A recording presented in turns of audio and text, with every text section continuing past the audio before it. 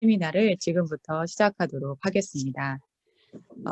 미래교육에서 저는 일단 미래교육에서 융합교육이 필요한 이유라는 주제로 첫 번째 발표를 하게 된 신도중학교 교사 손유나입니다. 두 번째로 음악극 수업의 이해라는 주제로 오늘 발표를 해주실 김나영 선생님이십니다. 박수로 환영할까요? 협업하여 만드는 정보 구조화 주제로 발표를 해주실 김재남 선생님이십니다. 음악과 수학을 융합한 세계 시민성 교육 수업 사례로 발표를 해주실 박현주 선생님이십니다. 안녕하세요. 안녕하세요. 음악과 다른 교과의 융합교육 수업으로 발표를 해주실 김세연 선생님이십니다. 안녕하세요. 안녕하세요. 저희 이 5개의 주제가 다 발표가 나면 선생님들 이제 뭐 궁금하신 점이나 있으시면 질문과 답변의 시간과 또 관련 그 발표 들으시면서 논의하고 싶으신 거 채팅창에 올려주시면 또 논의의 시간을 가져보고자 합니다. 그럼 지금부터 첫 번째 미래교육에서 융합교육이 필요한 이유 발표를 시작하겠습니다. 저는 이 주제를 다시 작은 주제, 첫 번째 달라진 아이들, 교사의 역할은 어떻게 달라져야 하는가, 세 번째 왜 융합 수업인가, 인공지능 시대에 어떻게 준비해야 하는가 라고 하는 작은 주제들로 나눠서 발표를 해보고자 합니다. 그럼 먼저 첫 번째 소주제부터 시작하겠습니다. 달라진 아이들입니다. 요즘 아이들의 가장 큰 특징 중에 하나는 정보를 습득하는 방법이 달라졌다는 것입니다. 책이나 미디어가 없던 아주 옛날에는 주로 구전을 통해서 정보를 습득했었습니다. 그래서 이때 정보를 줄 수 있었던 스승이나 어른들은 기본적인 권위를 가지기가 쉬웠습니다. 인쇄술이 발전하면서 그 다음 세대들은 주로 책을 통해서 정보를 습득하게 되는데 방대한 양의 정보를 습득한 사람이 엘리트의 위치를 가지게 됩니다. 그래서 그때부터 책을 많이 읽으면 좋다라고 한 건데 그러나 생각해보면 근본적으로 책을 많이 읽어서 좋은 것이라기보다는 책을 통해 정보를 많이 습득해서 잘 이해하는 것이 좋았던 것 같습니다. 그리고 요즘 우리는 책을 많이 읽지 않는다라는 말을 듣고 있습니다. 그러나 현실에서 보면 인터넷상에서 우리는 하루에도 무지 많은 정보를 읽어내고 있습니다. 즉 일상에서 편리하게 검색을 많이 할 수 있게 되면서 꼭 책을 따로 읽을 필요가 없어지게 된 부분도 있는 것 같습니다. 그래서 책은 안 읽지만 문자를 통한 정보 습득을 오히려 옛날보다 더 많이 하고 있기도 합니다. 그리고 지금 우리 세대가 이렇게 인터넷상의 많은 문자를 통해서 정보를 많이 습득한 세대이기도 합니다. 여기에서 지금 우리 아이들 세대와 우리 세대가 가지는 차이점이 있습니다. 우리는 여전히 문자로 모든 것을 확인하는 것이 익숙해서 동영상까지는 잘 찾아보지 않는데 아이들은 문자로 습득을 하고 난 이후에 궁금한 것을 미디어를 통해서 다시 확인을 하고 있습니다. 그래서 학교에서 우리 선생님이 문자로 뭘 공부해서 예를 들어서 얘들아 휘발유차가 이제 곧 전기차로 전환이 될 거야. 그러면 환경 오염이 몇 % 줄 거고 세상은 또 이렇게 바뀔 거야 라고 가르쳐 주면 우리 세대까지만 하더라도 개중에 호기심 어린 눈으로 선생님의 말씀에 집중하는 아이들도 꽤 있었습니다. 그런데 지금의 문제는 전기차에 이제 관심 있는 애들이 그럼 벤츠 전기차에는 뭐가 있고 테슬라 거는 뭐가 있고 중국 거는 뭐가 있고 또 무슨 성능의 차이가 있는지 가격은 얼마인지 또 그 안에 인테리어는 어떻게 다른지까지 굉장히 빠른 속도로 검색을 하고 그런 것들을 알아간다는 것입니다.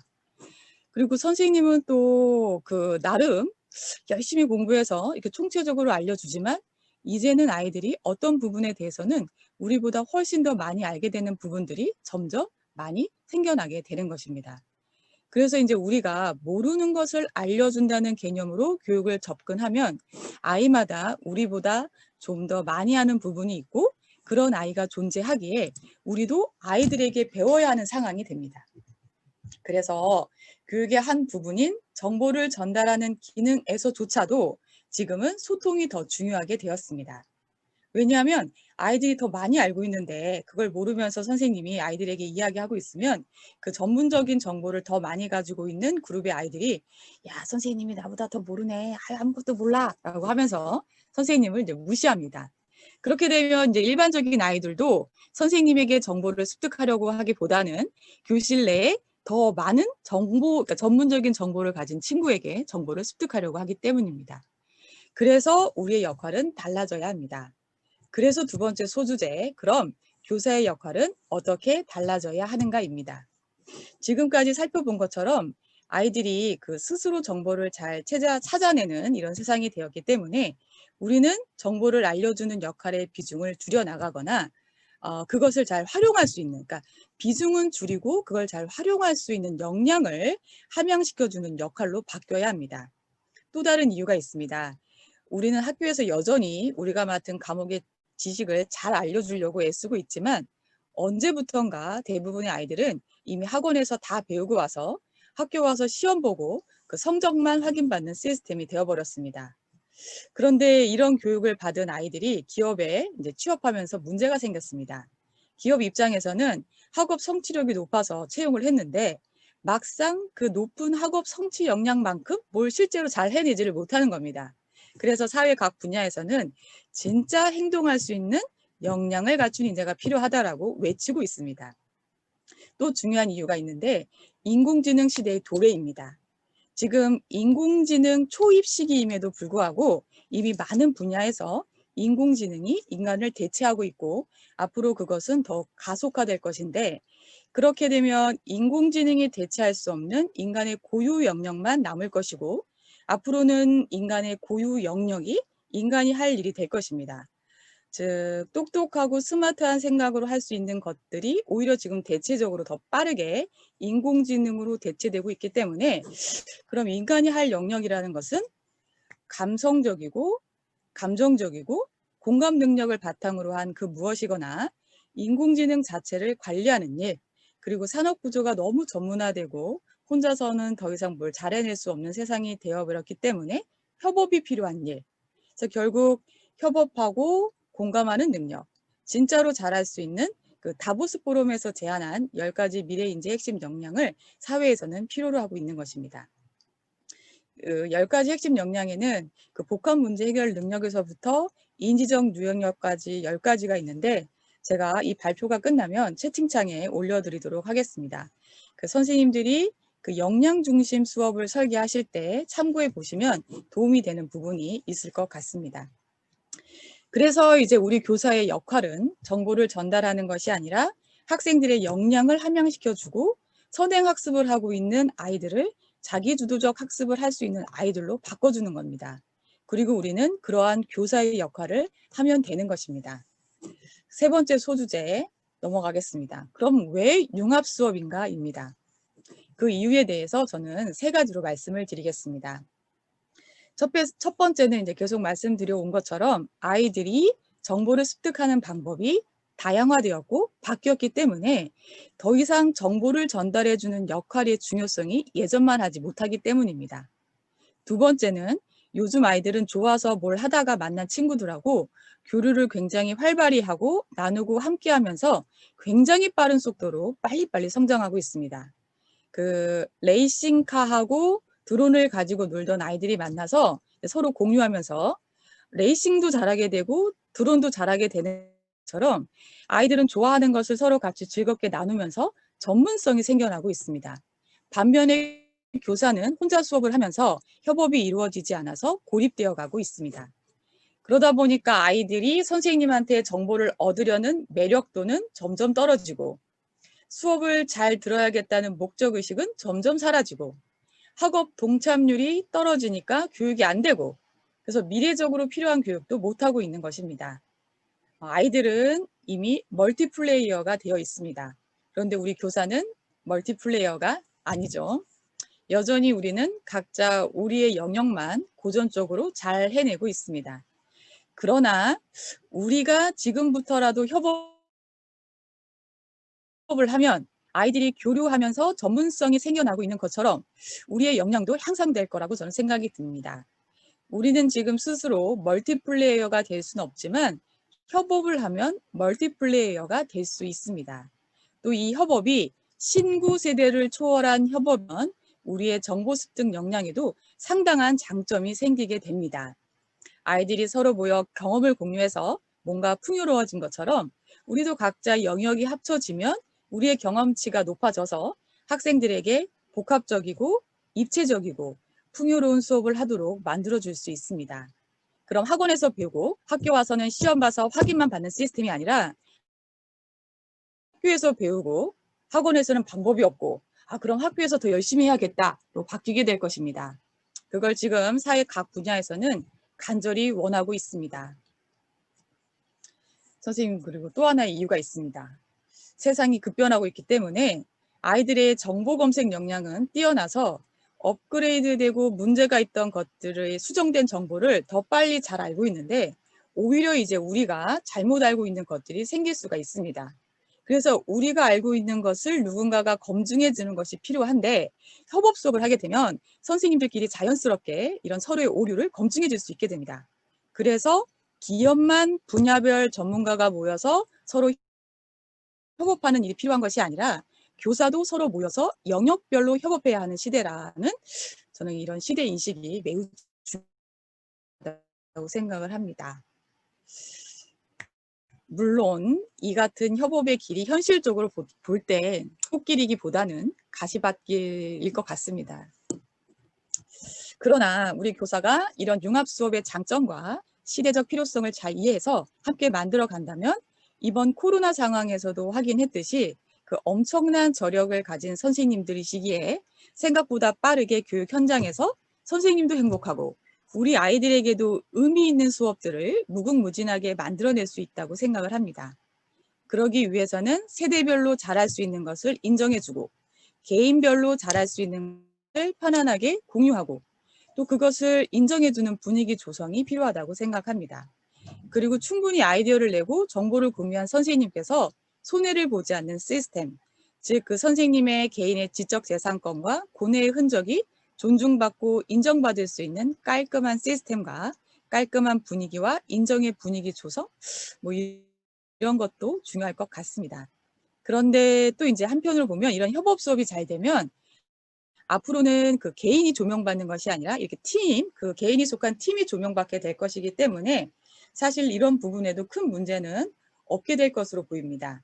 그 팀이 성장하면서 다 같이 성장해 가는 것이기 때문에 개인의 어떤 지적 재산권을 그 팀에서 크게 침해하거나 지켜주지 않을 이유라던가 그런 일은 잘 생겨나지 않을 것으로 보이기 때문입니다. 이제 마지막 인공지능 시대, 우리는 어떻게 준비해야 하는가입니다. 결론부터 말씀드리면 지금부터 우리의 역할 변화를 통해서 우리가 함께 주도적으로 준비해야 한다입니다. 앞에서도 이제 잠시 언급해 드린 것처럼 우리 현 교육 체제는 불행하게도 학원 선생님하고 경쟁하는 시스템입니다. 그런데 이런 식으로도 우리가 인공지능 시대에도 계속 흘러가게 된다면 앞으로 우리는 인공지능 교사와 경쟁하게 될 수도 있습니다. 현재 인공지능 교사를 만들려고 준비 중이고 중국 같은 경우에는 굉장히 빠른 속도로 인공지능 교사가 학교에 도입되고 있는 것으로 알고 있습니다.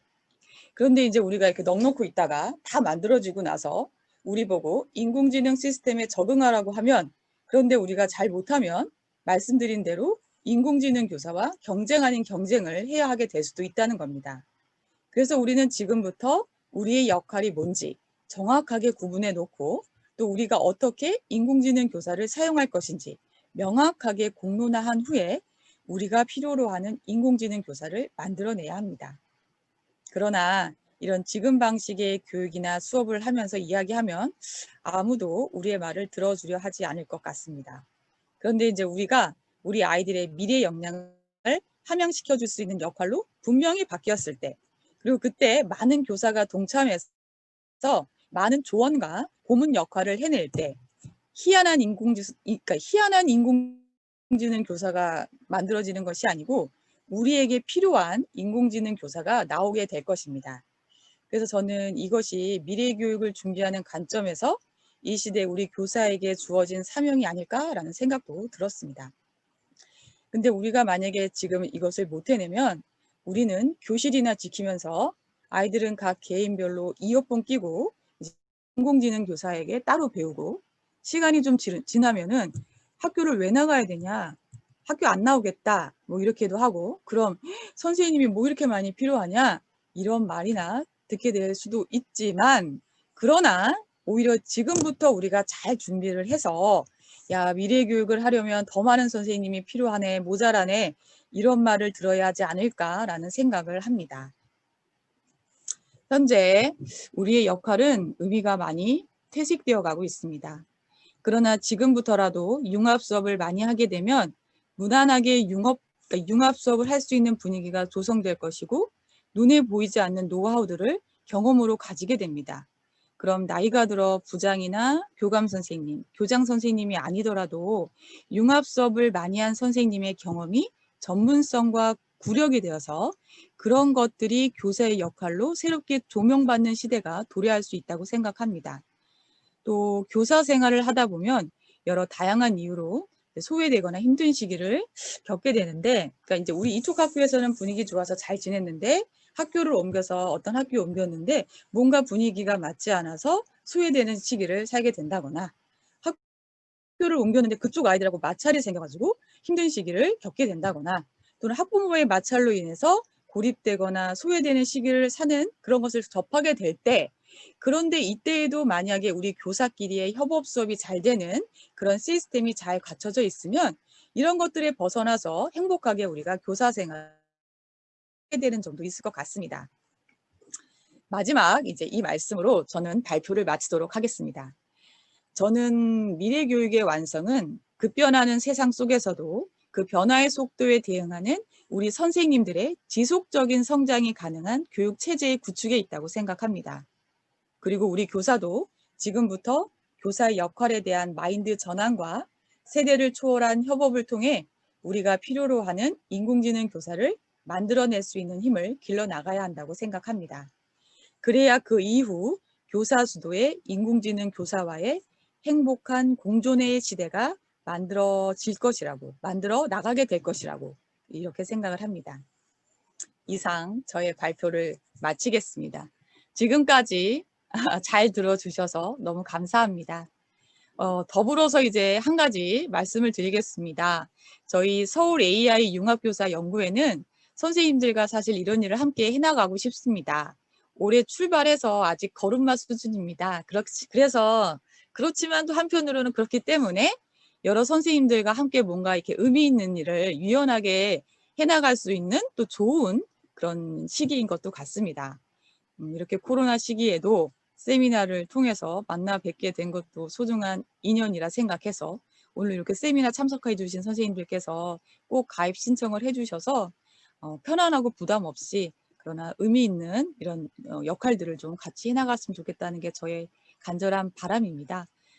제가 이제 끝나고도 메일과 전화번호를 남겨드리도록 하겠습니다. 작은 도움이라도 드릴 수 있다면 언제든지 연락 주시면 도와드리도록 하겠습니다. 지금까지는 광고였습니다. 그럼 이제 계속해서 협종 수업의 전문가로 날마다 발돋움하고 있는 우리 김나영 선생님께서 계속 강의를 이어가 주시도록 하겠습니다. 박수로 환영해 주시면 너무 감사하겠습니다. 안녕하세요. 네, 저는 음악극 수업의 이해를 발표한 신도중학교 교사 김나영입니다. 이 화면 공유가 꺼져야지 제 화면을 공유를 할 수 있다고 해서 잠시만요. 네, 바로 제가 화면 공유 꺼드리겠습니다. 네.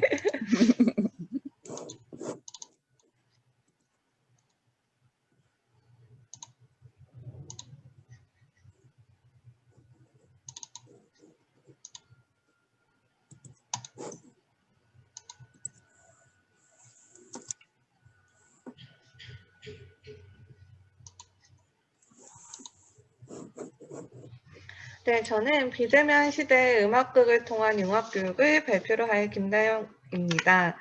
자, 원래 저는 학기 초부터 융합교육을 계획했었습니다. 융합교육이라기보다 원래 항상 음악극 수업을 준비하고 있었는데 올해 또 좋은 기회로 융합교육을 할 수 있는 기회가 있어서 준비를 했었습니다. 근데 너무나 잘 아시다시피 갑자기 코로나라는 처음 들어보는 전염병이 퍼지면서 아이들이 학교에 안 나오기 시작했어요. 그래갖고 사실 이 융합교육도 그렇고 음악극은 더더욱이 학생들이 학교에 나와야지만 가능한 수업인데 엄청 깊은 고민에 빠졌어요. 그래서 처음에는 조금 방황을 했는데 언젠간 나오겠지 하면서 아이들을 기다렸습니다. 근데 점점 아이들이 나오지 않더라고요. 그러다 나중에는 이제 3분의 1씩 이렇게 학교를 등교하니까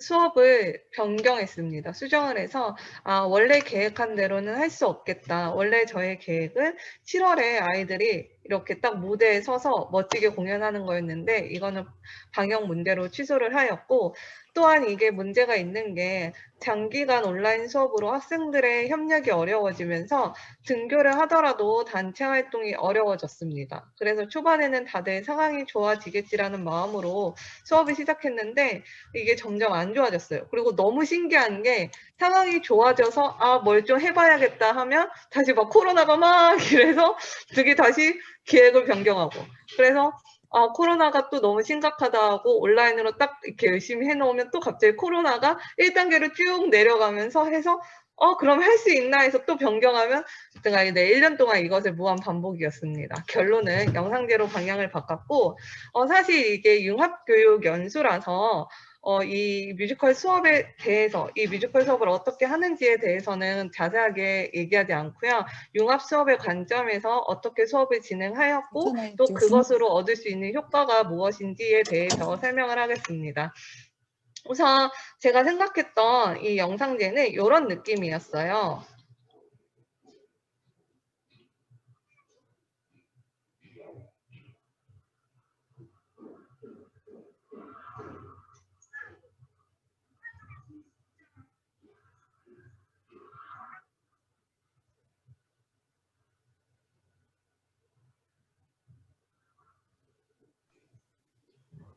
사실 영상 공유할 때 소리까지 공유를 해야 되는데 소리는 지금 안 나와. 소리가 안 들렸나요? 잠시만요. 짠.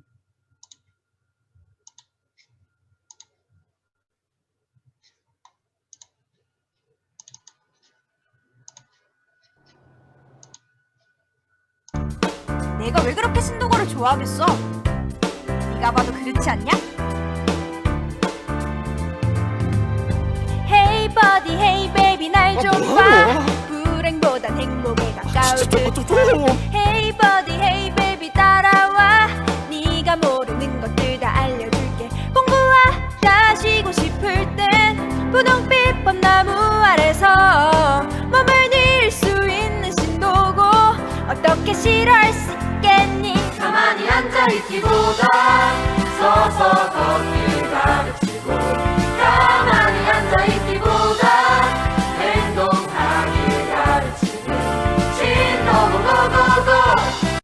네, 이건 다른 학교 영상인데 보시다시피 이 영상은 학생들이 학교에 왔을 때 촬영을 했어요. 그래서 이것을 모토로 이렇게 수업을 진행하였습니다. 처음에는 뮤지컬 넘버를 한 곡을 선정을 해서 이것을 융합 수업에서 어떻게 활용을 할 수가 있냐면, 사회나 도덕 시간에 우리 동네의 문제를 아이들이 이해하고 토론한 후에 간단하게 대본을 작성할 수도 있고요. 또 역사 시간이 생각보다 활용할 방법이 많은데요. 근현대사 주요 사건 등을 공부한 다음에 연대기로 정리하고 국어 시간에 대본으로 작성을 할 수도 있습니다. 어떤 반이 그 박종찰 치사 사건을 배우고 그거를 대본으로 작성을 해서 뮤지컬을 한 반이 있었어요. 또한 국어 시간에는 교과서에 실린 시나리오를 변형해서 대본을 작성해서 개사를 할 수도 있고, 미술 시간에는 상상하는 것처럼 무대 배경을 제작하고, 가정 시간에는 무대 소품을 제작할 수 있고요. 체육 시간에는 안무를 제작하고, 또 음악 시간에는 노래를 배우고 그걸 완성하는 활동을 할 수 있습니다. 그래서 그것을 바탕으로 활동한 것을 보면 우선 이 박종찰 치사 사건으로 뮤지컬을 만든 반의 소개하겠습니다. 우선 첫 번째 시간에 사건을 이해하면서 영화 1987을 감상하면서 그 주요 사건을 통한 인물의 스토리를 이해하는 수업을 하였습니다. 역사 시간에 융합을 하였고요. 그 다음에는 국어 시간에 이해한 스토리를 바탕으로 대본을 작성하고 개사하는 시간이 있었습니다. 다음으로 학생들이 바로 뮤지컬 넘버를 선정해 와라 이러면 아이들이 뮤지컬 넘버를 잘 모르기 때문에 어려워하거든요. 그래서 그게 어울리는 대본을 보고 우선 제가 몇 가지를 제시한 다음에 그 노래를 배우고 분석하는 활동을 하고 또 개사한 가사로 불러보면서 노래를 익히는 학습을 하였습니다. 다음으로 안무와 동선을 창작해서 그냥 안무를 짜봐 이러면 학생들이 사실 어려워하거든요. 그래서 안무가가 어떤 역할을 하는지에 대해서 이해를 하면서 뮤지컬 넘버에 어울리는 안무 창작이나 동선을 정리하고 그 다음으로 지금 2학년에 가정이나 미술 시간이 없어서 이걸 모두 음악 시간을 하였지만 가정이나 미술 시간이 있다면 뮤지컬 활동에 필요한 소품을 제작하고 포스터를 제작해보는 활동을 할 수 있을 것입니다. 나머지 시간에는 이제 이 모든 것을 다 종합해서 장면을 연출하고 동선, 음악, 의상, 배경을 준비해서 창의적으로 표현하는 활동을 하게 되었습니다. 이 아이들이 이 뮤지컬 수업을 할 때 한 명 한 명의 그 역할이 중요한데 이것은 우선 온라인 수업 때 다 아이들에게 받았고요. 예를 들면 이 학생을 보면 자기는 연출과 배우를 하고 싶다고 하면서 본인이 원하는 거에 대한 소개와 영상을 올렸습니다. 그 다음 학생은 사실 이 학생은 춤을 막 잘 추진 않았는데 좀 자신감이 있어서 영상을 첨부했습니다. 이런 식으로 자신이 하고 싶은 걸 표현하고요. 이 학생은 연출을 희망하면서 본인이 중간에 옷을 갈아입고 편집을 하면서 연출하는 장면을 넣었습니다. 뭐 먹으러 갈래? 오늘 학교 끝나자마자.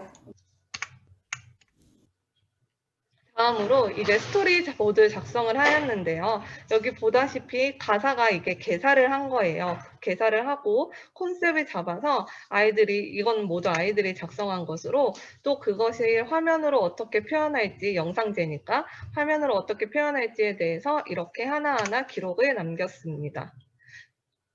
이게 중간에 처음에 모델 예술로 하다. 또 영상제로 하나 바뀌어갖고 또 영상제도 학교에 등교했을 때만 촬영을 한다고 했다가 또 집에 있을 때도 촬영을 한다고 했다가 이게 엄청 많이 변해서 이게 중간에 수정을 하는 일이 너무 많았습니다. 그리고 음악 시간에는 당연히 노래를 열심히 익혔죠. 아이들이 노래를 집에서도 연습할 수 있도록 MR 따로, 가사 따로, 또 AR 따로 이런 식으로 나눠서 연습을 하도록 했고요. 또 이런 화면이 들어갔으면 좋겠다 하는 영상들을 받아서 수업도 했습니다. 지금 이 학생은 구클에서 수업을 하다가 너무 괴로운 마음을 표현한 것입니다. 자, 다음으로 이거는 미술 시간이 있었으면 활용을 했을 만한 포스터 그리기 활동입니다. 자, 그래서 결론은 이 생각보다 뮤지컬 수업, 음악극 수업이 아이들의 의사결정의 연속인데 학생들이 의사결정을 내리는데 생각보다 많은 시간이 필요합니다. 그래서 수업 시수가 넉넉하게 확보돼야 할 것 같고요. 사실 교사 지도 없이 학생들에게 대본을 맡기면 정말 신기하게 한 학생이 30명이면 25명은 대부분 비슷한 내용을 써오는데 그게 바로 뭐냐면 연애 얘기예요. 근데 연애도 막 사랑해서 예쁘다가 아니라 정말 신기하게 학교에 엄청 잘 나가는 남학생과 학교에 변신을 하면 예쁜 하지만 지금은 약간 따돌림을 당하는 우울한 여자아이와의 사랑 얘기 이걸 써오더라고요. 제가 귀현이 소설을 읽고 자란 시대인데 요즘 아이들은 이 귀현이를 모를 텐데 약간 내용이 비슷해요. 아무튼 그거를 대부분 써오고 아니면 뭔가 왕따 학생의 복수 이야기 아니면 뭐 자살 아니면 오타가 났는데 살인사건 등 약간 이런 대본을 많이 써오더라고요. 자유롭게 대본을 써봐 이러면 그래서 평소 학생들이 관심 없는 분야의 대본을 작성하기 위해서는 정말 많은 시간과 시행착오가 있기 때문에 국어 시간에 융합 수업을 할 때 그때 정말 중요한 것 같습니다. 또한 이 음악극 수업은 안무 창작이나 소품 제작 등 창작 활동이 주인데 이 매 시간이 토의를 하고 의견을 조율해야 해요. 그래서 항상 그때마다 조율할 수 있는 교사의 역량과 연출 학생의 역량도 매우 중요합니다. 만약에 연출 학생이 너무 주장이 강하면 아이들이랑 싸우는 일이 너무 많이 발생하고요. 또 연출 학생이 또 주장이 너무 없으면 이게 이야기가 흘러가지 않는 그런 사건이 발생해서 이것을 조율할 수 있는 연출 학생과 교사의 역량이 중요하다고 생각합니다. 또한 올해는 영상제로 발표를 하기 때문에 조금 상황이 다르지만 이게 무대 예술이고 영상 예술일 때 어떻게 표현을 할 수 있는지를 학생들이 잘 몰라요. 그래서 학생들이 대부분 이 무대 예술, 영상 예술이 처음이기 때문에 이 학생들이 요구하는 것이 무대에서 아니면 영상에서 실현됐을 때 어떤 모습을 갖는지에 대한 피드백이 아주 중요합니다. 대부분의 아이들은 무대 예술을 잘 보지 못했어요. 그래서 드라마나 영화를 통해서 이렇게 속마음을 이야기하는 거라던가 이렇게 장면이 바뀌는 거를 너무 쉽게 생각하는데 사실 만약에 무대에서 하면 속마음을 표현하기가 너무 어렵거든요. 그거라던가 아니면 장면 바뀌는 거는 정말 상당한 시간이 필요하고 암전을 했다 껐다 해야 하는데 이거는 관객들의 집중을 매우 떨어뜨리기 때문에 아이들이 대본을 쓸 때 이러한 장면을 많이 넣지 않고 굳이 장면 전환을 하지 않아도 무대 전환을 하지 않아도 이 장면을 바뀌는 법에 대해서 같이 의논을 하고 고민을 해야 할 것 같습니다. 그리고 제일 중요한 게 교과 간 적절하게 융합할 수 있는 방법에 대한 고민이 필요한데 이 융합 수업은 생각보다 시수가 넉넉히 확보가 돼야 하는데 지금 교과 진도도 있고 또한 지금 중학교 1학년이 아닌 이상 시험에서 자유롭지가 않기 때문에 시험 준비도 있기 때문에 이 시수를 확보하는 데 매우 어려움을 갖습니다. 또한 학생들이 이렇게 융합 수업을 한다고 생각하면 왠지 성적과는 거리가 먼 활동이라고 생각하기 때문에 또 되게 중요도가 없게 생각하는 경향이 있어서 이것을 어떻게 효율적으로 활용하고 아이들이 또 심도 깊게 이 수업에 임할 수 있는지에 대해서 계속 계획을 세우고 선생님들이 고민을 해야 할 것 같습니다. 네, 저는 여기까지입니다. 감사합니다. 협업으로 만드는 정보의 구조화라는 주제로 말씀을 드리겠는데 여러 선생님들께서 이미 다 잘 하시고 계실 거라고 믿는데 제가 했던 그 사례를 좀 말씀드리려고 합니다. 정보의 구조화라는 것은 이렇게 나열되어 있는 흩어져 있는 자료들을 모아서 목적에 맞게 정리 재배치해서 파악하기 쉬운 형태로 만드는 것을 말하는데 그림이나 도표 이런 다양한 형태를 이용해서 시각적으로 표현한 시각화하는 것을 말합니다. 근데 이제 요즘 같은 빅데이터 시대에는 정보를 다루기 편하게 빨리 전달할 수 있도록 하는 게 중요하기 때문에 이 정보의 구조화하는 게 굉장히 중요하다고 보겠는데요. 이 구조화 작업을 이제 협업으로 하는 방법에 대해서 살펴볼 것입니다. 그래서 이제 정보 구조화하는 방식으로는 이렇게 다이어그램으로 나타내는 방식도 있고 이렇게 마인드맵으로 이렇게 정리해서 나타내는 방법도 있고 이제 예전에 종이로 많이 했는데 요즘에는 마인드맵 소프트웨어들이 굉장히 많이 있고 이렇게 클라우드 방식으로 서비스하는 사이트들이 많이 있습니다. 그래서 저는 이번에 그 마인드 마이스터라고 하는 그 클라우드 방식의 마인드맵을 하나 소개하려고 합니다. 그리고 또 표나 차트로 이렇게 표현하는 방식도 있고 이제 다양한 여러 가지를 섞어서 알기 쉽도록 전달한 인포그래픽 방식도 있습니다. 그래서 이제 이런 것들을 구조화하기 위해서 사용하는 협업 도구로는 이제 우리 학교는 구글 G 스윗을 쓰고 있는데 이 구글에 있는 시스템이 다 클라우드 방식이어가지고 협업하기에 최상의 조건이라고 할 수 있습니다. 그래서 저는 학급에서 이렇게 수업에서 이 모둠별 학습 같은 거를 이렇게 할 때 구글 프레젠테이션이나 시트, 문서를 이용해서 많이 합니다. 그래서 이번에 세계 축제에 대해서 자료를 조사하고 그 수집한 자료를 이렇게 구글 프레젠테이션으로 구조화해 봐라. 이제 그거를 협업 방식으로 하는 것을 한번 해보았습니다. 그리고 또 다른 걸 하나 소개하면은 아까 말했듯이 온라인 마인드 맵북인 마인드 마이스터. 이거는 여러 가지 이제 마인드맵 그 소프트웨어들이 많이 있는데, 사이트들이 많이 있는데, 특히 마인드 마이스터는 이렇게 공유하고 협업하는 게 편리해서 한번 소개해 볼까 합니다. 그리고 이제 이렇게 시각화하기에 유용한 온라인 디자인 툴들이 많이 있는데, 뭐 미니 캔버스나 캔바나 망고보드 여러 가지가 있는데, 특히 그 협업하기에 편한 캔바에 대해서 잠깐 소개하고자 합니다. 그러면 예를 들어서 이제 구글 프레젠테이션으로 구조화한다 이렇게 했을 때 되게 보면은 이제 선생님들께서 이거를 학급 전체가 함께 할 수도 있고 모둠별로 할 수도 있는데, 여기 보면은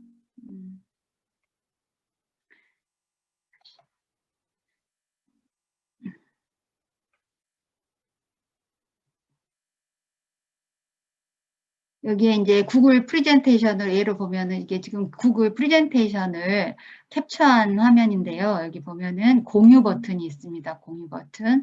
이 공유를 누르면 이렇게 사용자 공유가 나오고, 여기에 이제 직접 사용자 모둠별로 할 때에는 여기다가 반 아이들의 6명씩 뭐 5명씩 한 모둠으로 이렇게 구분이 되면은 모둠장이 모둠원을 여기다 모둠원의 이메일을 써서 초대하는 방식입니다. 그리고 이제 여러 명이서 한꺼번에 할 때에는 링크 보기에서 이 링크를 복사해서 뭐 SNS나 이런 방에 올려주면은 전체가 들어와서도 할 수 있고, 또 이제 협업을 해야 되기 때문에 여기를 뷰어 모드가 아니라 반드시 편집자 모드로 해가지고 작성하도록 해야 됩니다. 이렇게 편집자 모드로 하고 같이 작업할 친구들을 모둠장에 초대해서 이렇게 협업을 할 수가 있습니다. 그래서 이제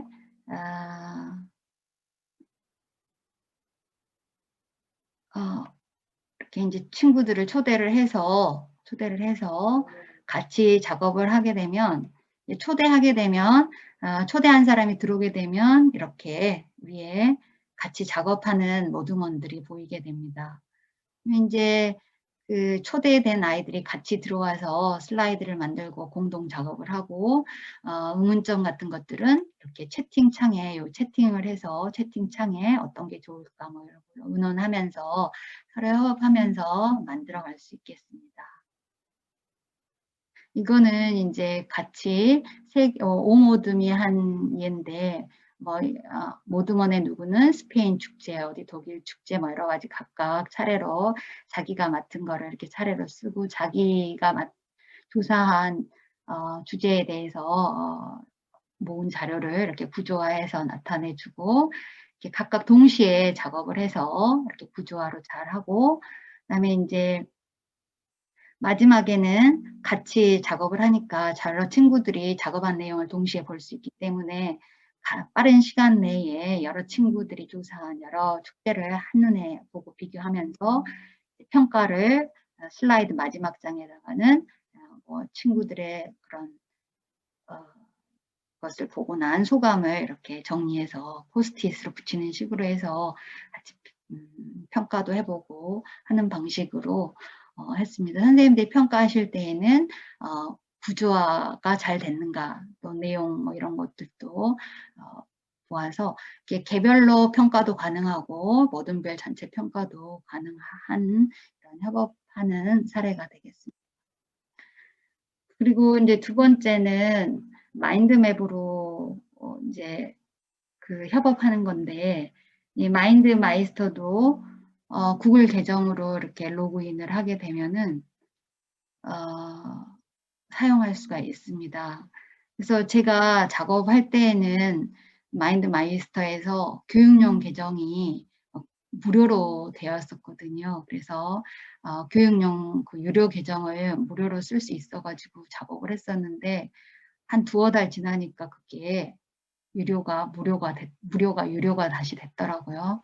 그래서 이제 여기를 보면은 만약에 모둠별로 무슨 여행 계획을 짜게 한다 그러면 이제 주제를 가운데 쓰고 모둠원들이 나는 관광 파트, 숙박 파트, 교통 파트, 뭐 기타 준비 파트 뭐 이런 식으로 해서 개별로 동시에 모여서 이렇게 자료를 만들어서 한 공간 안에서 작업하면서 구조화할 수 있는 예라고 볼 수 있겠습니다. 여기에서도 보면은 이 마인드 마이스터의 장점이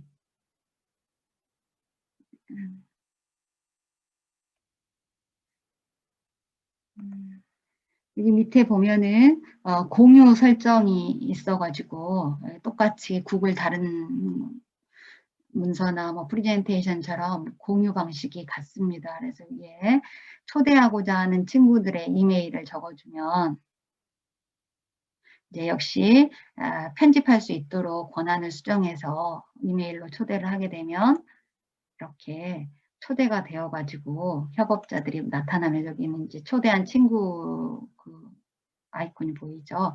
그래서 동시에 마인드맵을 모둠원들이 전체가 들어와서 구성할 수도 있고 또 이거를 자기가 만든 것들은 이 프레젠테이션 자동 생성이라 그래가지고 이렇게 하면은 만든 것들이 프레젠테이션이 돼가지고 슬라이드로 다 나오고 순서도 바꿀 수 있고 이렇게 해서 이제 슬라이드 쇼를 하면 슬라이드 쇼로도 되고 또 그걸 내보내기해서 다운로드 받을 수 있는데 유료여가지고 다시 유료화 돼가지고는 쓰려고 하니까 이렇게 다운로드까지는 안 되고 슬라이드로 쇼하는 것까지는 되더라고요. 그래서 만약에 무료인 상태에서 이런 것들을 내보내게 하려면 이렇게 캡처해서 하면 될 것 같고요. 간단하게 이렇게 모여서 이런 텍스트로 하거나 이런 기본적인 도구들은 쓸 수 있고 협업은 가능해서 사용하면 유용할 것 같습니다. 그리고 교사 간의 협업에 있어서 의사소통 같은 게 잘 어려운 점이 많은데 이런 마인드맵 도구를 이용해서 여기에서는 국어 선생님이 내가 다루고자 하는 주제는 이것이다.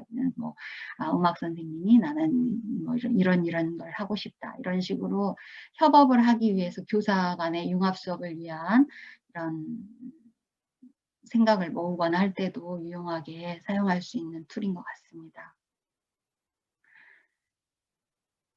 그리고 이제 세 번째는 이렇게 시각화를 편하게 할 수 있는 도구인데 아까 망고보드나 뭐 미리 캔버스 뭐 이런 여러 가지 이미 쓰고 계신 선생님들이 많이 계실 텐데 캔바는 이제 클라우드 방식의 그래픽 웹 디자인 사이트로서 다양한 템플릿이나 디자인 요소 뭐 여러 가지 사진, 텍스트, 이미지, 그래픽, 영상 이런 것들을 다 가지고 있어가지고 이게 드래그 앤 드롭만 하면은 전문가처럼 이렇게 멋지게 결과물을 시각화할 수 있는 그런 도구입니다. 자동 저장되고 다양한 포맷으로 다운로드도 할 수 있고 공동 작업도 할 수 있어서 굉장히 유용한 사이트입니다. 보면은 이렇게 교육용 여기 프로 계정이 있는데 교육용 계정을 갖게 되면은 이 프로 계정을 무료로 쓸 수가 있는데 이 프리도 여러 가지 쓰는 거 뭐 이렇게 혜택 뭐 8,000개 이상의 템플릿도 있고 뭐 여러 가지 수십만 개 뭐 이렇게 사진과 그래픽이 있다고 하지만 필요한 것을 이렇게 검색하다 보면은 뭐 유료 아이템이다 뭐 이런 게 좀 제한이 많이 있는데 이 교육용 계정을 얻어 놓으면은 아주 마음대로 편하게 많은 자료들을 쉽게 다운받을 수 있어서 너무 좋을 것 같습니다. 그래서 이제 우리 학교에서는 권혁천 선생님께서 이미 교사 등록을 해놔가지고 편하게 쓸 수가 있는데요. 교사 등록을 하는 방법을 알아보면 일단 구글 계정으로 선생님들이 로그인을 합니다. 네, 구글 계정으로 로그인한다 그래서 교사 인증이 되는 건 아니고 구글 계정으로 해야 인정받기가 쉽습니다. 그러면 이제 구글 교사 계정으로 이렇게 회원 가입을 하면 회원 가입을 하고 여기 왼쪽에 보면은 로그인하고 이렇게 동의를 얻어서 회원 가입을 하게 되면은 이제 로그인하고 이렇게 자기 계정으로 들어오게 되는데 그 가격 정책을 다시 한번 보면은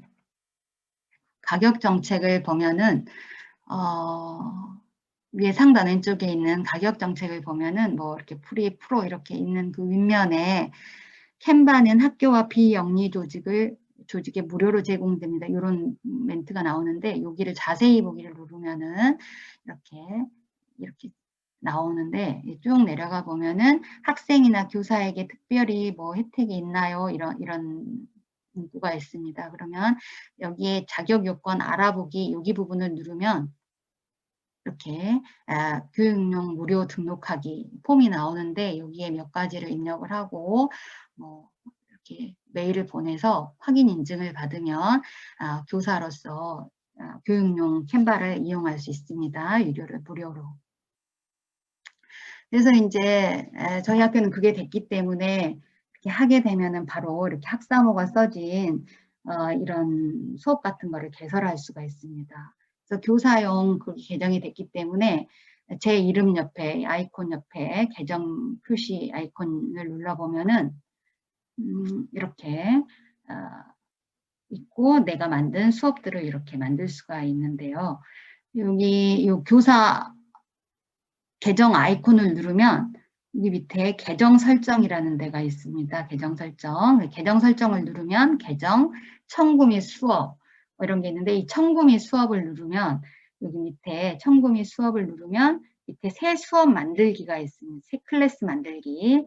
그래서 새 클래스를 만들면 이렇게 자기 계정에 수업이 만들어지는데 여기 점점점이나 옆에를 자기가 이번에 만든 수업을 클릭을 하게 되면 이렇게 수정할 수 있는 펜이 나올 때 여기를 이렇게 고쳐서 사기 뭐 이런 식으로 제목을 고치면 이 수업이 되겠습니다. 그러면은 이제 이렇게 수업이 만들어지면은 여기 밑에 그 중에 이게 사람들이라는 요 부분을 클릭을 하게 되면 이제 학급 학생들을 초대할 수가 있습니다.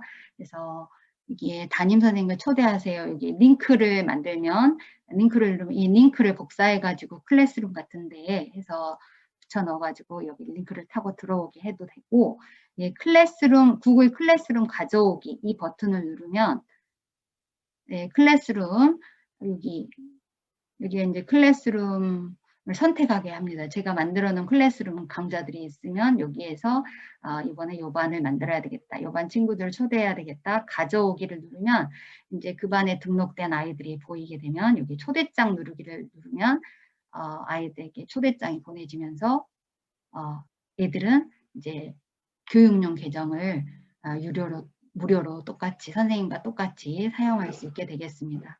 그래서 초대된 아이들은 이렇게 아이들이 학급 과제 하면은 선생님이 내준 이런 과제를 시각화한 자료들을 제출할 수 있는 이런 결과물들을 한꺼번에 관리할 수도 있습니다. 클래스룸에서 관리해도 되고 그렇습니다. 그럼 이제 자기가 만든 그 학급이 여러 개의 경우에는 이 정보 계정 옆에 아이콘을 누르면 자기가 만든 학급을 이렇게 선택해서 여기에 들어가서 수업을 하면 되겠습니다.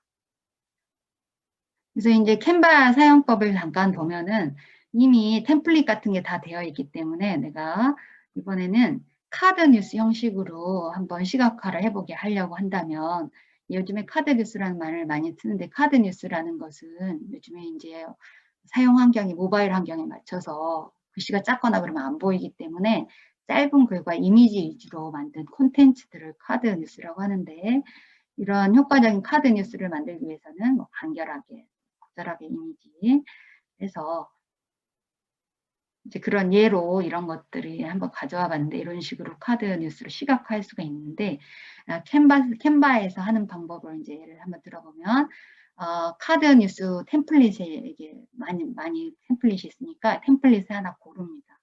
그럼 이제 여기에 고르는데 하나를 고르면 이쪽에 나타나게 되는데 이 나타난 것들은 전부 다 뭐 그룹을 해제한다든지 해서 하나씩 다 수정이 가능합니다. 20가지 딸기 레시피라고 되어 있는 것을 이렇게 눌러서 이게 적절하게 자기의 주제에 맞게끔 고치고 심도 중이나 이렇게 고치고 또 뭐 배경도 바꿀 수 있고 또 적절한 아이템 이미지도 고를 수 있고 이렇게 해서 글씨도 텍스트에서 해서 원하는 글씨를 바꿔가지고 이렇게 다양하게 할 수도 있고 이제 특히 요소 부분에는 뭐 그라데이션, 프레임 뭐 여러 가지들이 있는데 이런 것을 다 원하는 걸 가져와 가지고 이렇게 다 넣습니다. 그리고 이제 특히 동영상 같은 것도 할 수가 있는데 이제 이 프레임 요소 속의 프레임에 핸드폰 프레임을 갖다 놓고 동영상에서 원하는 뭐 운동 생활에 관련된 운동하는 템플릿을 하나 갖고 와서 이렇게 해서 여기 템플릿에 집어넣기만 하면은 이렇게 집어넣으면 이 핸드폰 안에서 비디오가 동작하는 이런 모습이 됩니다. 그렇게 하고 뭐 여러 가지 해서 이렇게 원하는 카드 뉴스를 스토리 방식으로 몇 개를 만들어서 마음에 든다면 다운로드 받을 수도 있고 또 같이 공유할 수가 있는데 공유하는 방법 여기 공유 혼자 하는 게 아니라 카드 뉴스도 친구들을 초대해서 이렇게 공유해서 똑같은 방식으로 이메일로 초대를 해가지고 권한을 편집용으로 해서 하면은 공동으로 작업할 수도 있습니다. 같이 함께 작업할 수도 있고 또 이 만든 것들을 다양한 뭐 JPG나 PDF 뭐 이렇게 동영상 이 동영상에 들어가면은 MP4 파일로도 다운로드가 됩니다. 다운로드 하면은 이제 이렇게 자기 저장 장치에 이렇게 딱 이미지로 저장된 게 있으면은 이런 것들을 불러서 뭐 파워포인트에 넣는다든지 그런 식으로 해서 구조화에 사용할 수 있습니다. 근데 이제 교육용 이런 게 어려우면은 미리 캠퍼스라는 것도 있는데 이 미리 캠퍼스도 그 인터페이스 환경이 거의 캔바랑 유사합니다. 이렇게 골라가지고 원하는 템플릿을 골라서 조금만 수정하면은 근사하게 그런 시각화할 수 있는 여러 가지 도구들이 있습니다. 이런 것들을 활용하시면 되겠습니다. 제가 조사한 것은 이 정도 말씀드리겠습니다.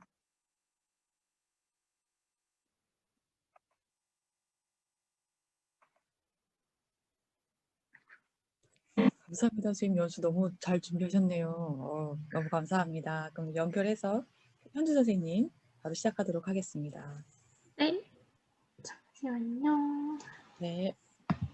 선생님 공유 꺼졌나요, 선생님? 네, 꺼졌어요. 네. 짧게 하겠습니다. 여유 있게 하셔도 될 것 같습니다. 저는 김세연 선생님과 함께 그 자유학기 수업 음악으로 하나 되는 신도인 수업에서 수학과 음악 용합 수업을 실제로 수업한 사례를 발표하도록 하겠습니다. 먼저 세계 시민성을 키우기 위한 교육으로 김세연 선생님께서 세계 음악을 주제로 한 자유학기 수업을 하는 도중에 5차시 수학과 음악에 관련된 융합 수업입니다. 그래서 음악과 수업을 융합하기 위해서 먼저 음고의 원리를 수학의 원리를 적용을 해서 먼저 가르친 다음에 그 원리를 이해해서 악기를 만들고 그 다음에 간단한 곡을 그 악기를 이용하여서 연주하는 것까지 마무리를 하였습니다. 그래서 먼저 음악과 수학의 관계에 대해서 학생들에게 알렸었는데요.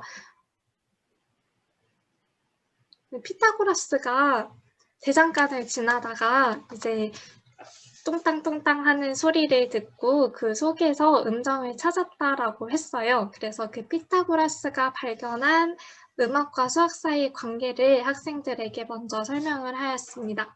그래서 피타고라스가 이제 대장간을 지나다니다가 들은 소리는 이 진동수와 연관이 깊다라는 것을 설명을 하고 그 다음에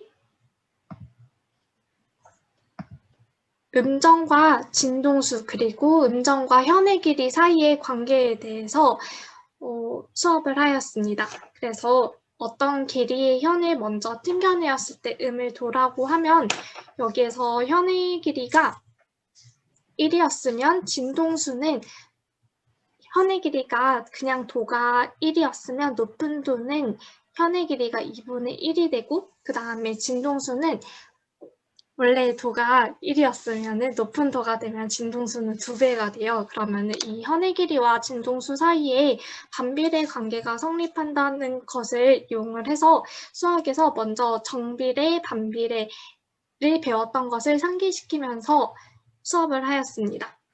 그래서 이 음정과 진동수 사이의 관계에 대해서 했었는데 혹시 학습지 보이시나요? 학습지는 안 보이는 것 같습니다. 그러면 공유를 다시 해야겠다.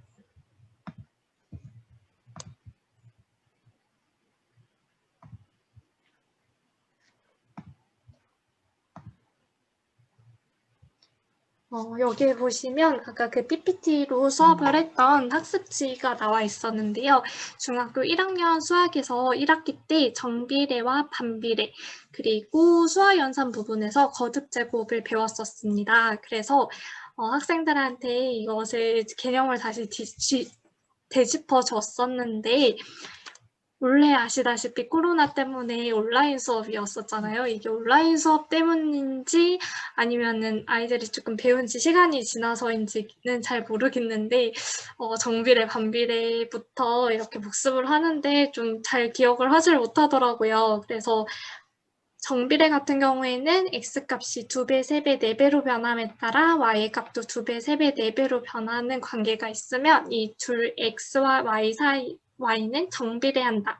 그 다음에 두양 x와 y에서 x의 값이 2배, 3배, 4배로 변함에 따라 y의 값이 2분의 1, 3분의 1, 4분의 1로 변하는 관계가 있으면 반비례한다라는 것을 되짚어줬었고요. 그 다음에 밑에서 피타고라스 음계를 직접 계산하는 부분이 나와서 거듭제곱을 복습하는 부분을 넣었습니다. 그래서 같은 수를 여러 번 곱할 때는 곱하는 수와 곱하는 횟수를 이용해서 간단하게 나타내는 법을 다시 되짚었었고요.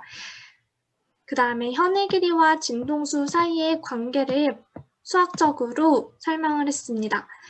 현의 길이와 진동수는 아까 반비례 관계에 있다라고 말씀드렸었잖아요. 그래서 현의 길이가 2배가 되면 진동수는 2분의 1배가 된다는 것과 그 다음에 현의 길이가 길어지면 음정은 높아질까요? 낮아질까요? 현의 길이가 길어지면 음정은 낮아지고 그 다음에 현의 길이가 짧아지면 음정은 높아집니다. 그래서 현의 길이와 이러한 음정 사이의 관계를 이제 숫자로 나타내기 시작하는데요. 도의 의미되는 현의 길이를 1이라고 했을 때 높은 도는 현의 길이가 2분의 1이 되고 그 다음에 솔은 3분의 2가 됩니다. 그래서 이 원리를 이용해서 밑에서 피타고라스 음계를 학생들이 직접 계산해 보게 하였는데요. 먼저 현의 길이를 도라고 했을 때 높은 도는 위에서 2분의 1이라고 했었고 그 다음에 솔은 3분의 2라고 했었잖아요. 그래서 이것을 몇 번 학생들한테 보여주고 직접 계산해보라고 했었거든요. 그래서 솔에서 먼저 4개 올라가면 여기가 3분의 2 곱하기 3분의 2가 돼서 9분의 4가 됩니다. 그래서 여기서는 제가 그냥 거듭제곱을 나타내기 어려워가지고 9분의 4라고 썼었는데 학생들한테 설명할 때는 3의 제곱 분의 2의 제곱 이런 식으로 써서 거듭제곱을 이용해서 나타내게 했었습니다. 그 다음에 높은 데에서 그 다음에 낮은 데로 이렇게 가면은 곱하기 2를 해야 되니까 9분의 8이 된다는 것을 알 수 있고 이런 식으로 해서 학생들한테 이 현의 길이를 음계에 맞게 계산을 해보도록 했었는데 생각보다 되게 처음에는 어려워했었는데 이 예시를 조금 보여주고 나니까 금세 따라 하더라고요. 그래서 이 수학 이용해서 피타고라스가 음악에서 찾은 그 원리를 설명하는 수업을 했었습니다. 그 다음에 여기서 현의 길이를 모두 계산한 다음에 빨대피리에서 이제 어떤 길이로 잘라야 하는지 준 다음에 다시 PPT로 넘어가겠습니다.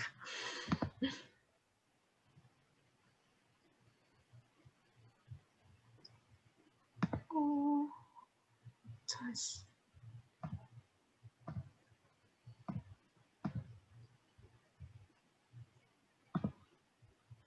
그래서 현의 길이가 이제 짧아질수록 음정이 높아지기 때문에 빨대의 길이를 이용해서 음정이 다 다른 피리를 만들기를 했었습니다. 이러한 길이로 아까 학생들이 이제 직접 계산했던 것을 바탕으로 길이를 주어지고 그 다음에 빨대피리를 만들게 했었는데요. 그냥 빨대피리를 이렇게 길이를 주고 학생들한테 빨대피리를 만들어 보라고 하는 것보다 아까 배웠었던 정비례, 반비례, 그 다음에 거듭 제곱의 개념을 이용해서 학생들이 직접 피타고라스 음계를 계산을 하고 빨대피리를 만들었기 때문에 조금 더 의미가 있었던 것 같습니다.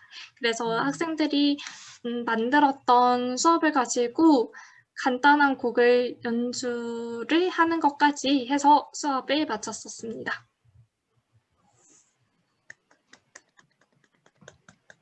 생각보다 오래 걸렸네요.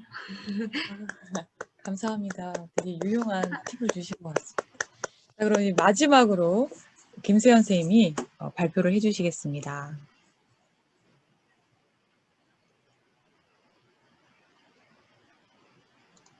네, 소리 들리시나요? 네, 잘 들립니다. 네, 긴 시간 동안 정말 고생 많으셨습니다. 그러면은 저도 간략하게 한번 해보겠습니다. 잠시만요.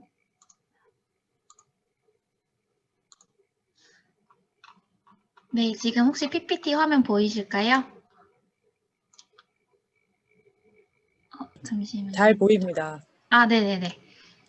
이번에는 수학 원리 중에서 피보나치 수열이라는 개념이 있는데요. 음악에서도 이런 피보나치 수열을 이용해서 음악을 작곡한 사례가 많기 때문에 이 두 개념을 서로 융합을 해서 한번 수업을 하려고 구상을 해봤습니다. 네, 그래서 이렇게 학습 목표를 먼저 피보나치 수열의 원리에 대해서 이해를 하고, 그리고 두 번째로 이 황금 비율에 유의하면서 음악을 감상하는 것으로 감상 수업으로 잡았습니다. 그래서 먼저 수업의 도입부에 이런 식으로 피보나치 수열, 그러니까 황금 비율에 관련된 그런 물체들이나 어떤 개념, 정의들 이런 것들을 아이들에게 사진으로 보여줌으로써 조금은 황금 비율 아니면 피보나치 수열이라고 하면은 되게 낯설 수 있는데 그게 아니라 일상생활에서 많이 찾아볼 수 있는 것임을 알려주려고 했습니다. 그래서 이렇게 애플 사이 로고도 사실은 황금 비율과 관련이 있고 이런 황금 비율이라고 하면 대표적으로 이 달팽이 소라 모양이 있는데요. 이것도 황금 비율이고, 네, 아까 봤던 그 신용카드도 황금 비율에 수렴하는 비율입니다. 네, 그래서 이런 도입부에 사진을 제시를 하면서 아이들의 흥미를 좀 높이고 생활화를 할 수 있도록 유도를 하였습니다. 그래서 잠시만요.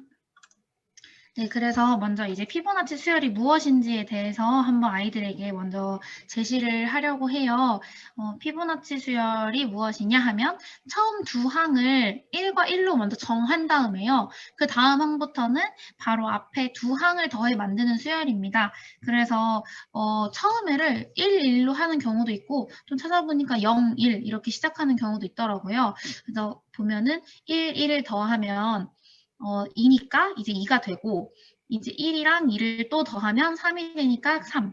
그다음에 2랑 3을 또 더하면 5가 되니까 5가 뒤에 오고 이런 식으로 해서 앞에 두 항을 더한 그 숫자가 다음에 오는 이런 수열을 피보나치 수열이라고 합니다. 그래서 규칙 자체는 아이들이 쉽게 접근할 수 있어서 많이 어렵지는 않은 개념인 것 같습니다. 제가 수학 전공하지 않아서 우선 저는 이 정도 깊이까지만 공부를 했는데 이 정도면 중학생들도 이해하기가 괜찮을 것 같아요. 그래서 이제 피보나치 수열은 뭐 3대 5, 2대 3 이렇게 계속 가는데 이게 이제 한번 비율을 계산을 해보면 1대 1.618에 많이 이렇게 수렴을 한다고 합니다. 그래서 이 피보나치 수열을 나타내는 게 이 파이라는 기호를 써서 나타낸다고 합니다. 네, 그래서 이제 뭐 삶에 녹아있는 황금 비율이라고 해서 자연에서도 많이 자연에 있는 그 생태계 식물들이 살아남기 위해서 이런 황금 비율을 취하고 있고요. 그다음에 유명한 기업의 로고나 모나리자의 얼굴, 그리고 특히 이제 음악 수업이니까 음악 수업의 절정 부분, 클라이막스는 모두 황금 비율과 깊은 연관이 있다는 사실을 말을 하고 있습니다. 그래서 이제 실제로 음악을 감상을 하면서 황금 비율을 찾아볼 건데요. 대표적인 예로 먼저 피아노 건반에서 한번 찾아보고요. 두 번째로 쇼팽의 전주곡에서 황금 비율 찾고, 그 다음에 바르톡이라고 이렇게 현대 작곡가인데 황금 비율을 쓴 대표적인 작곡가예요. 그 작곡가의 곡을 감상을 하면서 황금 비율을 찾는 수업을 진행하였습니다. 하는 것으로 구성하였습니다. 그래서 먼저 이렇게 피아노 건반을 보시면요.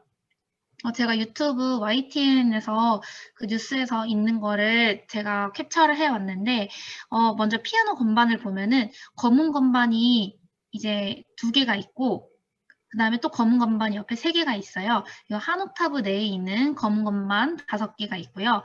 그 다음에 이제 흰 건반을 보시면 도레미까지 해서 흰 건반이 3개, 파솔라시도 해가지고 흰 건반이 5개예요. 그래서 이것도 이 흰 건반도 더하면은 한 옥타브 내에서 8개예요.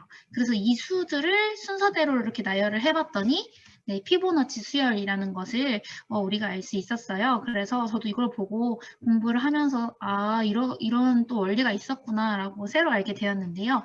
이런 거를 애들이 이제 피아노 건반 같은 경우는 흔히 알고 있는 이런 사실을 알고 있진 않잖아요. 그래서 이렇게 주변 사물을 이용해서 원리를 찾아내는 게 아이들에게 좀 뭔가 낯선 개념이 아니라 쉽게 다가갈 수 있도록 그렇게 하는 장치인 것 같습니다. 그래서 이제 두 번째로 쇼팽의 전주곡을 들으면서 황금 비율을 찾아보는 건데요. 먼저 그냥 음악만 들으면 잘 모르니까 악보도 같이 보면서 음악도 같이 들으면서 해볼 거예요. 그래서 아이들이 처음에 한번 들려주고 잘 못 찾으면 제가 이제 이 지점에서 한번 무슨 변화가 있을 건데 한번 들어봐 하고 또 아이들에게 들려주고 또 이렇게 조건을 계속 주면서 아이들이 그 황금 비율에 유의하면서 음악을 감상할 수 있도록 네, 할 것입니다. 그래서 이제 또 세 번째로 이렇게 바르톡의 음악인데요. 요거는 제가 참고 자료가 있어서 가져왔는데 지금 바르톡 같은 경우는 그 황금 비율의 수열인 뭐 2, 3, 5, 8, 13 이런 것들을 이렇게 음정이 아닌 박자로 나타냈어요. 그래서 음표들을 보시면은 처음에는 1로 써 있는 게 하나예요. 그래서 그냥 그렇게 하나로 써 있는데 그 다음에는 박자가 2개로 나뉘어서 2. 그 다음에 이번엔 3개로 나눠서 3, 5개로 나눠서 5 이렇게 썼거든요. 이렇게 바르톡은 음표들을 나눠가지고 이렇게 숫자로 황금 비율을 나타낸 네, 그런 작곡가인데요. 이런 것들을 같이 악보를 보면서 또 음악을 같이 감상하면 황금 비율을 이해하는데 좀 더 쉬울 것 같습니다. 네, 그러면은 이제 피보나치 수열을 조금 더 잘 이해하기 위해서 정리를 해야 되니까 이제 학습지를 아이들에게 제공을 하고 피보나치 수열을 직접 한번 써볼까 하면서 이렇게 써보는 활동도 구상을 했고요. 그 다음에 이제 직접 악보를 보고 피보나치 수열이 뭐 2, 3, 5, 8 가니까 이제 어떤 부분에 절정이 들어갈 것인지 한번 예측해서 찾아보는 네, 학습 활동도 생각을 해봤습니다. 여기 힌트가 총 8마디이니까요. 수열을 생각해보면 8 전에 오는 숫자가 5예요. 그래서 그러면 황금 그 비율에 해당하는 비율이 5대 8이니까 클라이막스는 아마 다 5마디쯤에 들어갈 거다라고 예측을 할 수가 있습니다. 네, 이런 식으로 계속 비슷한 예제를 내주면서 아이들이 조금 더 잘 이해하고 적용할 수 있도록 하는 활동을 준비를 해봤고요. 그 다음에 이거는 이제 수성님하고 옛날에 교환학습 공동체에서 했던 그 내용이긴 한데요. 이것도 수학 교과와 관련이 있어서 같이 가져왔습니다. 아놀드 쉔베르크의 12연 기법이라는 게 있는데 그거는 이제 고등학교 수학 1의 수열 개념과 관련이 있다고 해요. 그래서 12음 기법, 그러니까 옥타브 내 모든 12음을 임의대로 작곡가 마음대로 순서대로 줄을 세우는 거예요. 작곡가 마음대로. 그래서 그거를 막 그냥 그대로 썼다가 뒤집었다가 거꾸로 했다가 이렇게 하면서 자유롭게 음악을 만드는 건데요. 이게 이제 수학의 수열 개념과 관련이 있어서 한번 같이 수업을 구상을 해봤습니다. 이런 식으로 지금 그 음표들 위에 이렇게 1, 2 이런 식으로 쓰여져 있어요. 여기 보시면 1, 2 이게 있죠. 이거는 이제 쉔베르크가 정한 이 음계의 번호예요. 그래서 무조건 첫 번째는 이 음이 와야 되고, 두 번째는 이 음이 와야 되고, 세 번째는 이 음이 와야 돼요. 그래서 이렇게 순서대로 네, 음을 하는데 이런 거를 이제 수학 수업에서 적용을 할 수 있을 것 같아서 한번 가져와 봤습니다. 뒤에가 조금 있긴 한데 시간이 너무 지체가 됐기도 했고, 네, 그래가지고 오늘 수업은 제가 준비한 연습은 여기까지는 해야 될 것 같아요. 네, 그래서 네, 저는 여기까지만 하겠습니다. 네, 선생님 감사합니다. 감사합니다. 우리 권혁천 선생님이 연수 참여하셨는데 들으시면서 질문이나 논의하고 싶으신 거 있으시면 해주시면 감사하겠습니다. 없습니다. 너무 늦어서 조금 네. 늦게 예상 시간보다 늦었는데 어쨌든 오늘 발표 다 좋았습니다. 그래서 적극적으로 더 많이 연구하셔서 또 많이 나누어 주십시오. 그러면